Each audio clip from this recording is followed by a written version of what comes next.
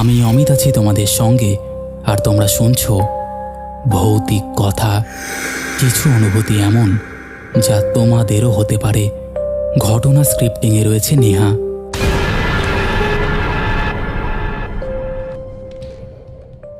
Welcome back. কেমন আছো বন্ধুরা? আশা করছি ভালো আছো, সুস্থ আছো এবং খুব ভালোভাবে 2026 সালটা কাটছে। জানি না কার কেমন কাটছে, আমার তো খুব একটা ভালো কাটছে না।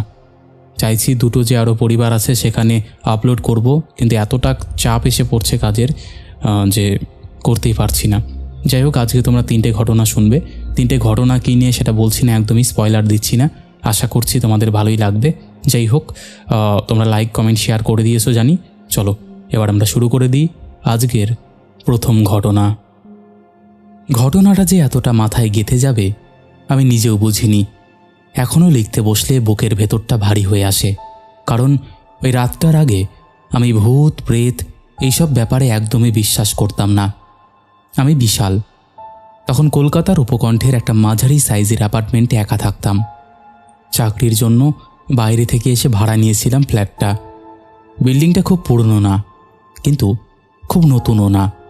6 তলা, লিফট আছে, সিকিউরিটি গার্ডও থাকে।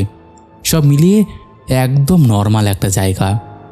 পাশের ফ্ল্যাটটা যে খালি সেটা আমি প্রথম দিন আগে থেকেই জানতাম। দালাল নিজেই বলেছিল ওই ফ্ল্যাটটা প্রায় 10 বছর ধরে তালাবদ্ধ।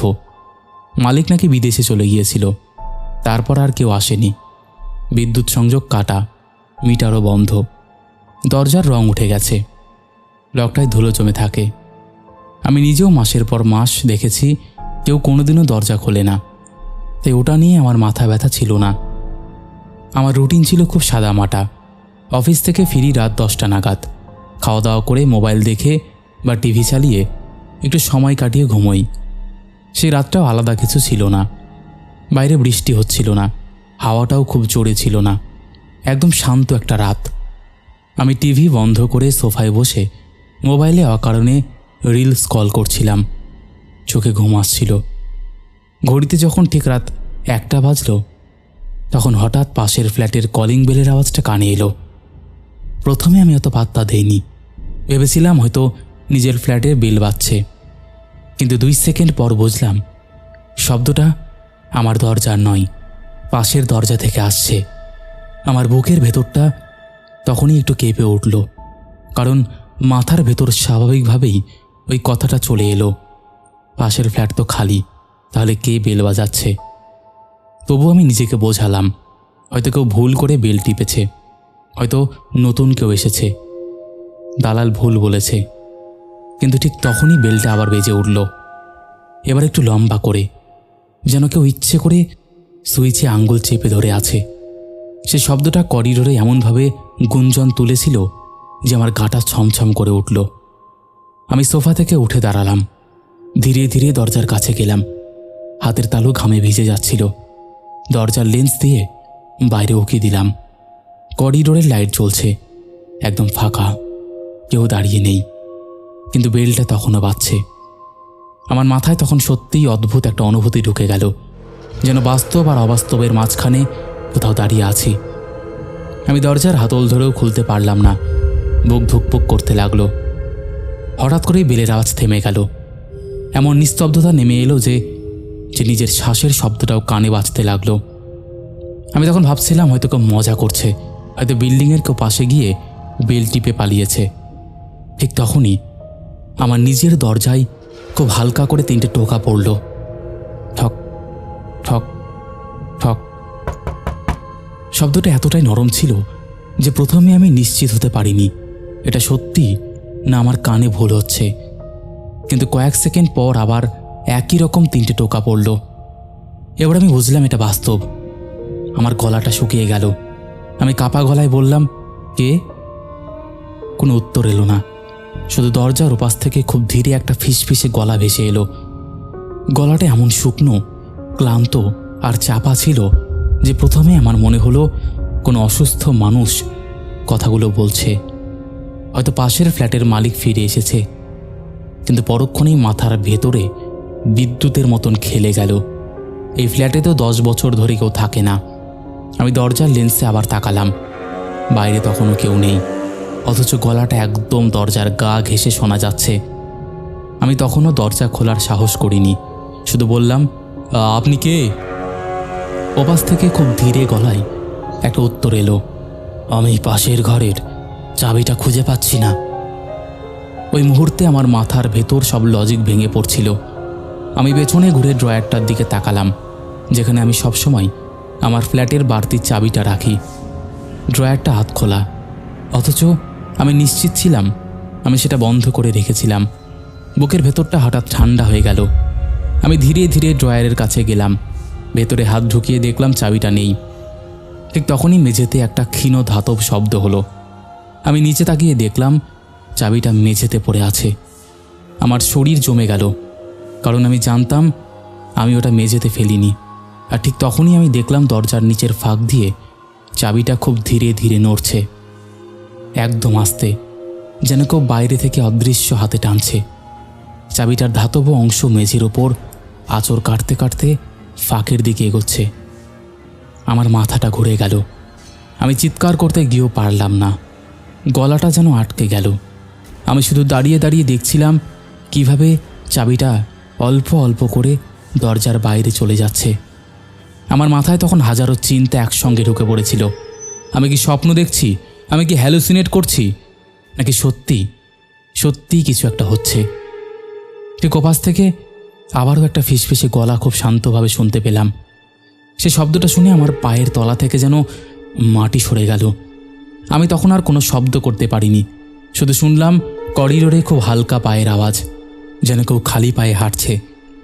লিফটের দিকে যাওয়ার মতন শব্দ, তারপর আবার নিস্তব্ধতা। আমি কতক্ষণ ওভাবে দাঁড়িয়েছিলাম নিজেও জানি না, হয়তো 5 মিনিট, হয়তো আধ ঘন্টা। শেষে কোনোভাবে সাহস করে দরজার কাছে গিয়ে হাতল ধরলাম। কিছু খুলতে পারলাম না। বুক এত জোরে ধুকপুক করছিল যে মনে হচ্ছিল দরজা ভেঙে বেরিয়ে যাবে। শেষমেশ নিজেকে জোর করে বিছানায় গিয়ে শুইয়ে দিলাম। লাইট জ্বালিয়ে বসে রইলাম। ঘুম আসেনি একদম। বারবার মনে হচ্ছিল আবার বেল বাজবে, আবার টোকা পড়বে, কিন্তু কিছুই হলো না। ভোরের আলো ফুটতে শুরু করলে আমি একটু সাহস পেলাম। সকাল 7টা নাগাদ দরজা খুলে বাইরে তাকালাম। করিডোরে কিছুই নেই। পাশের ফ্ল্যাটের দরজাটাও আগের মতোই তালাবদ্ধ। লকে ধুলো জমে আছে। কোনো নতুন আঁচড় নেই, কোনো মানুষের পায়ের ছাপ নেই। শুধু আমার বুকের ভেতর তখন অদ্ভুত একটা ভয় জমেছিল। আমি সেদিন অফিসে যাইনি। সারাদিনটা ঘরের ভেতরেই কাটিয়েছিলাম। বিকেলের দিকে নিচে নেমে সিকিউরিটি গার্ডকে জিজ্ঞেস করেছিলাম গতরাতে কেউ কি পাশের ফ্ল্যাটে এসেছিল। সে খুব স্বাভাবিকভাবে বলেছিল, না স্যার, ওই ফ্ল্যাটে তো কেউ আসে না, আপনি তো জানেন। আমি কিছু বলিনি, কারণ কি বলবো সেটাই তো বুঝতে পারছিলাম না। পরের কয়েকদিন আমি ঠিকমতো ঘুমোতে পারিনি। রাত 1টার দিকে ঘড়িতে চোখ পড়তেই বুকটা ধক করে উঠল। আমি বারবার চেক করতাম দরজার লক ঠিক আছে কিনা। ড্রয়ার খুলে দেখতাম ভেতরে কিছু নড়াছড়া হয়েছে কিনা, কিন্তু আর কোনো অদ্ভুত ঘটনা ঘটেনি। শুধু একটা জিনিস বদলে গিয়েছিল। আমার ফ্ল্যাটের সেই বাড়তি চাবিটা আর কোনোদিনও আমি খুঁজে পাইনি। পুরো তন্ন তন্ন করে খুঁজেছিলাম। আলমারি, ড্রয়ার, বাথরুম, রান্নাঘর, এমনকি বারান্দার টপের ভেতর পর্যন্ত দেখেছিলাম, কিন্তু চাবিটা উধাও, যেন সেটা সত্যিই কেউ নিয়ে গেছে। প্রায় 3 মাস পর আমি ওই ফ্ল্যাট ছেড়ে দিই, অন্য জায়গায় শিফট করি। যাওয়ার আগে শেষ দিন আমার পাশের ফ্ল্যাটটার দরজার দিকে তাকিয়েছিলাম।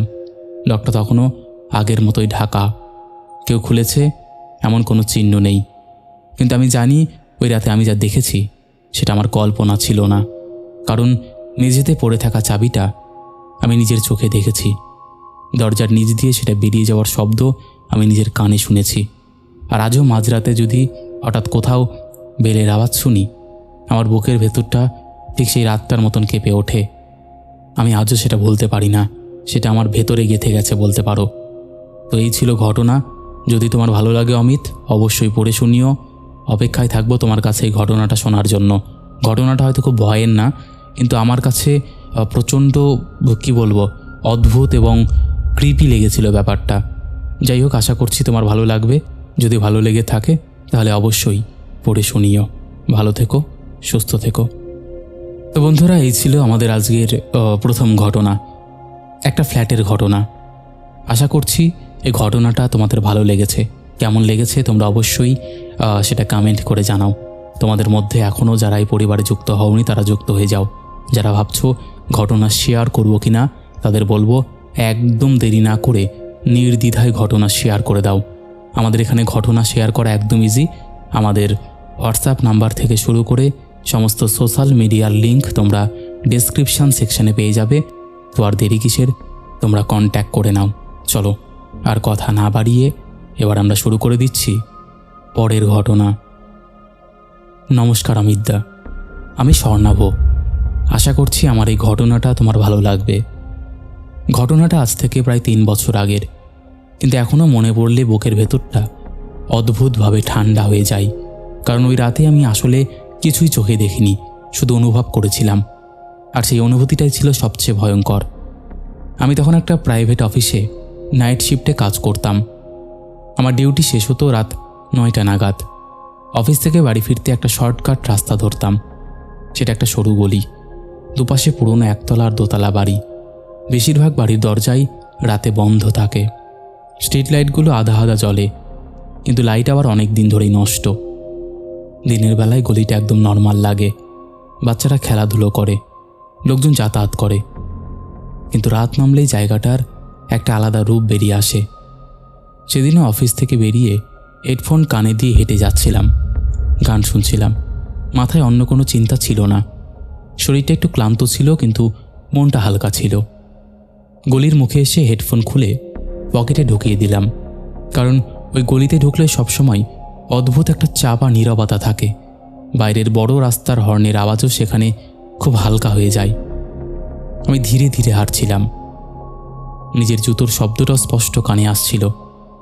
ঠিক তখনই প্রথমবার পেছন থেকে চটির মতন একটা হাঁটার শব্দ কানে এলো। Top top top. প্রথমে আমি পাত্তা দেইনি, ভেবেছিলাম হয়তো আমার নিজের জুতোর শব্দটাই দেওয়ালে লেগে প্রতিধ্বনি হয়ে ফিরে আসছে। কারণ গলিটা খুব সরু, দুপাশে উঁচু দেওয়াল, শব্দ ঘুরে ফিরে আসে।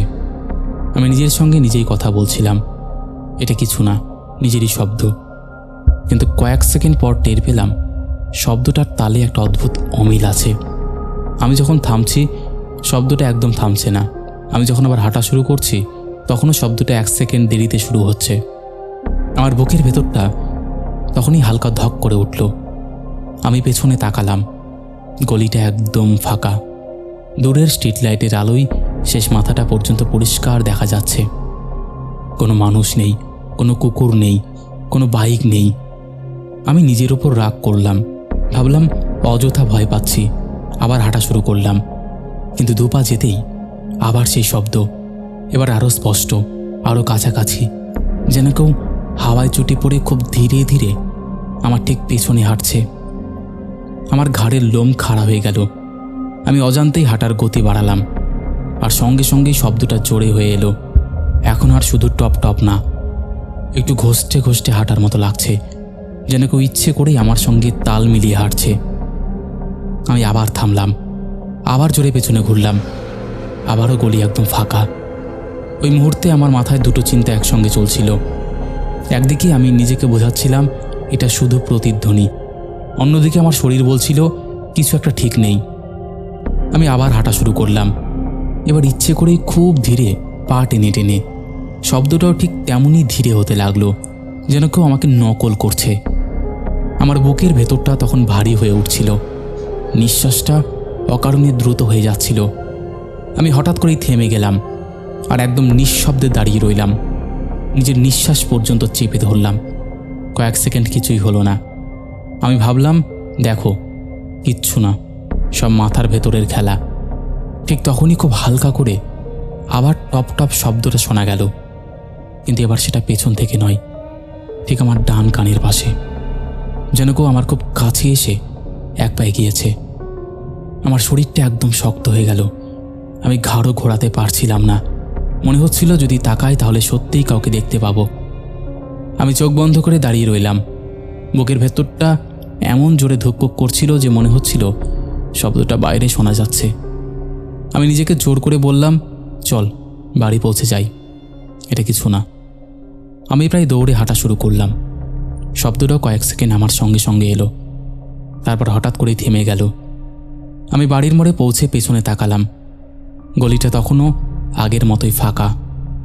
আমি সেদিন বাড়ি ঢুকে দরজা লক করে অনেকক্ষণ চুপচাপ বসেছিলাম।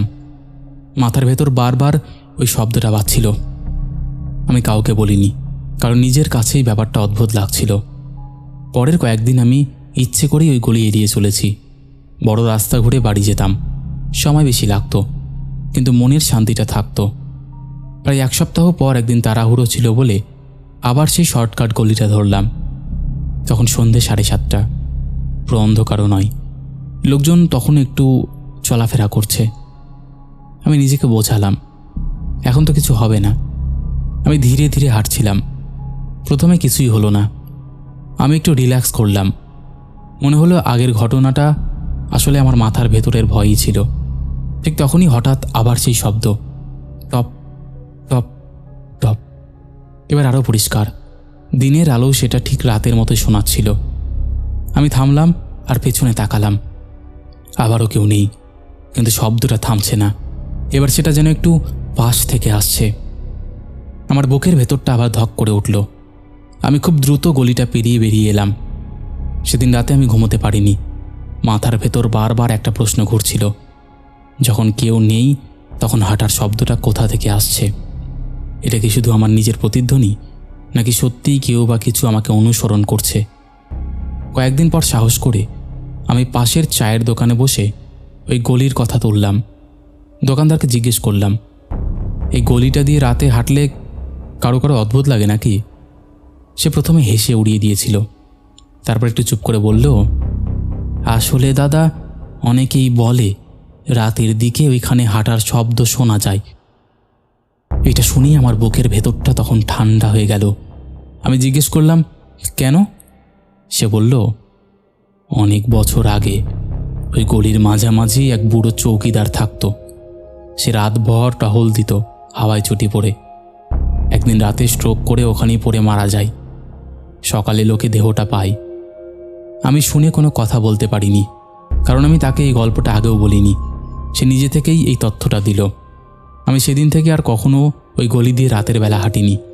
আজও যদি কোনো নির্জন রাস্তায় একা হাঁটি আর পেছন থেকে হঠাৎ টপ টপ শব্দ কানে আসে, আমি আর পেছন ঘুরে তাকাই না, শুধু হাঁটার গতিটা বাড়িয়ে দিই। আর বাড়িতে হয়তো সবাইকেই বলে যে পেছন থেকে কেউ ডাকলে বা পেছন থেকে এরকম অনুভূতি হলে কখনো পেছন ফিরে তাকাতে নেই। সেটা আমি এখন মেনে চলি, আর এটা মেনে চলাই উচিত। আমি সবাইকে বলবো, সবাই এই জিনিসটা মেনে চলো, তাহলে কারোরই কোনো সমস্যা হবে না আশা করছি। তো অমিত, এই ছিল ঘটনা। যদি তোমার মনে হয় ঘটনাটা পড়ে শোনানোর মতন, অবশ্যই পড়ে শুনিও। ভালো থেকো, সুস্থ থেকো। তো বন্ধুরা, এই ছিল আমাদের আজকের দ্বিতীয় ঘটনা। রাস্তায় চলতে চলতে মানুষের জীবনে কত কী ঘটে, সেগুলো যদি আমাদের এই কমিউনিটিটা তৈরি না হতো, এই ভৌতিক ঘটনার বিষয়টা, তাহলে আমরা কেউ জানতেই পারতাম না। আমি জানি তোমাদের এই ঘটনাটা খুব ভালো লেগেছে, কারণ এই ঘটনাটা আমাদের একটা নস্টালজিয়া ফিল দেয়। কারণ আমরা দাদু, ঠাকুমা, জেঠি, জেঠিমাদের কাছে এমন ঘটনায় শুনে এসেছি, যদিও এখনকার জেনারেশনের লোকজন বা ছেলেপেলে এগুলো বুঝবে না। আগেকার যে ঠাকুমা দাদুর কাছে বসে ভূতের গল্প শোনা, সেই মজাটাই আলাদা ছিল। সেই ফিলিংস আমরা আর কোনোদিনই পাবো না, এই জেনারেশন আর পাবে না।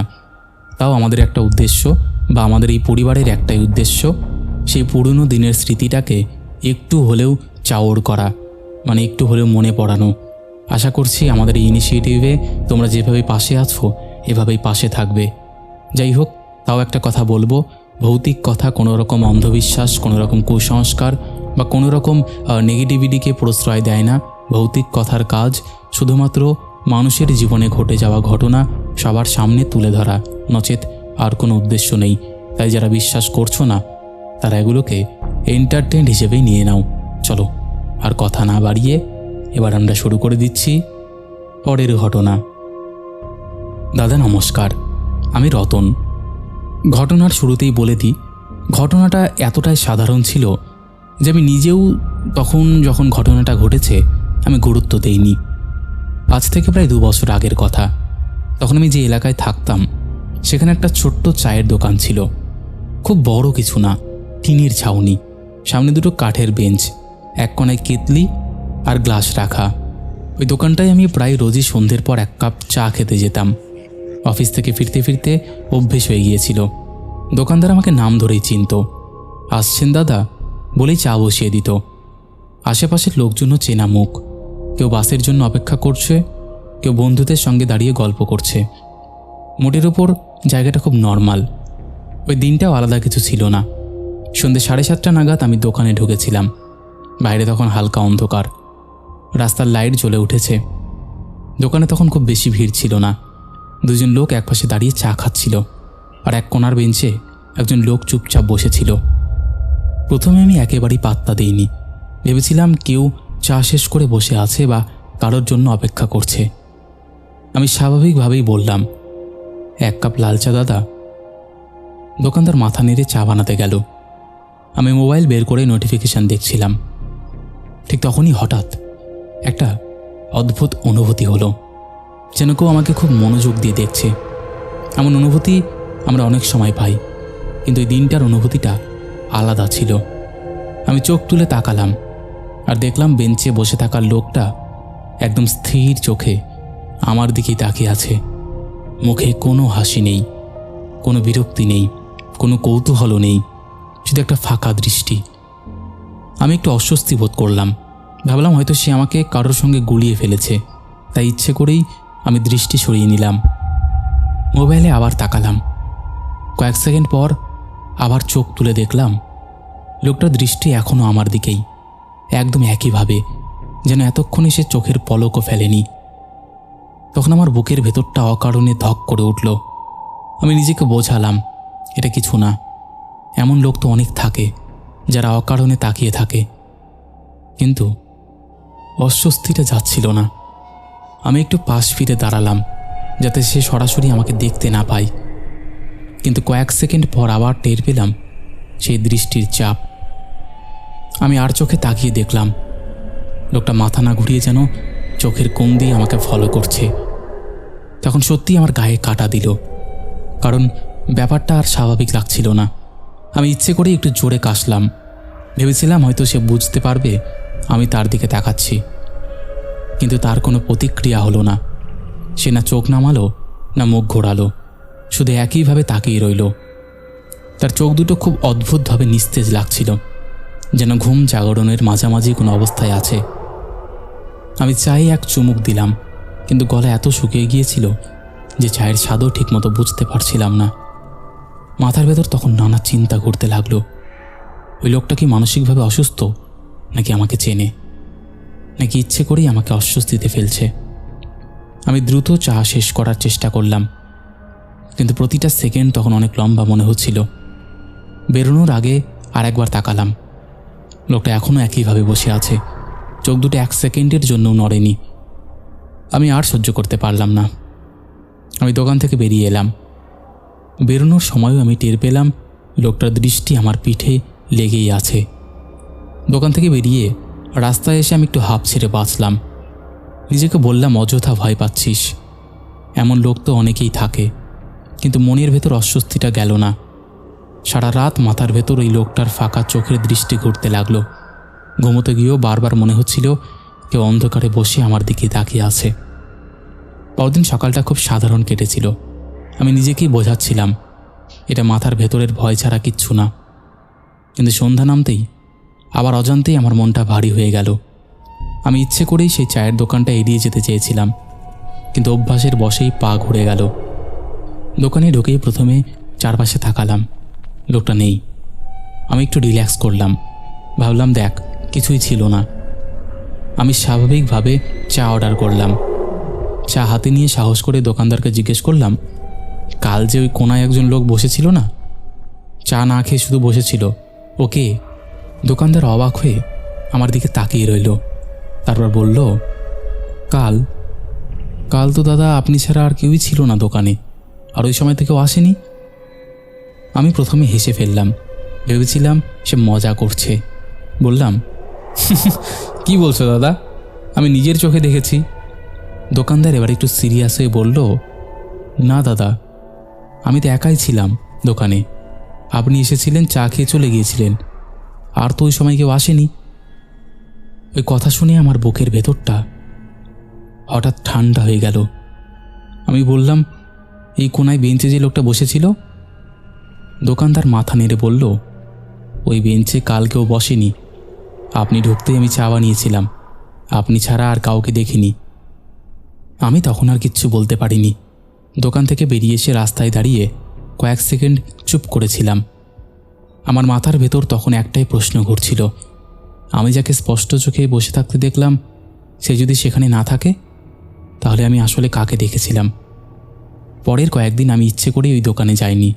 বড় রাস্তা ঘুরে বাড়ি ফিরতাম। সময় বেশি লাগতো, কিন্তু মনের শান্তিটা থাকতো। প্রায় 1 সপ্তাহ পর একদিন সাহস করে আবার দোকানটার সামনে গিয়ে দাঁড়ালাম।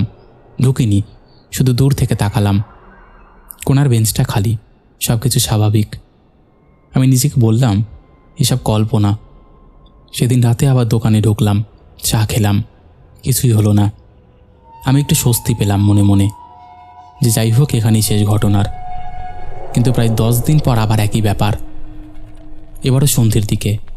দোকানে তখন একটু ভিড় ছিল, 4-5 জন লোক দাঁড়িয়ে চা খাচ্ছিল। আমি ঢুকেই হঠাৎ সেই অদ্ভুত অনুভূতিটা আবার টের পেলাম। ঘাড়ের লোম খাড়া হয়ে গেল। আমি চোখ তুলে তাকালাম আর দেখলাম সেই একই লোকটা আবার একই কোনায় বসে আছে, একইভাবে চুপচাপ, একই ফাঁকা চোখে শুধু আমার দিকেই তাকিয়ে আছে। এবার আমার বুকের ভেতরটা আবার ধক করে উঠল, কারণ আমি নিশ্চিত ছিলাম আমি তাকে আগে দেখেছি।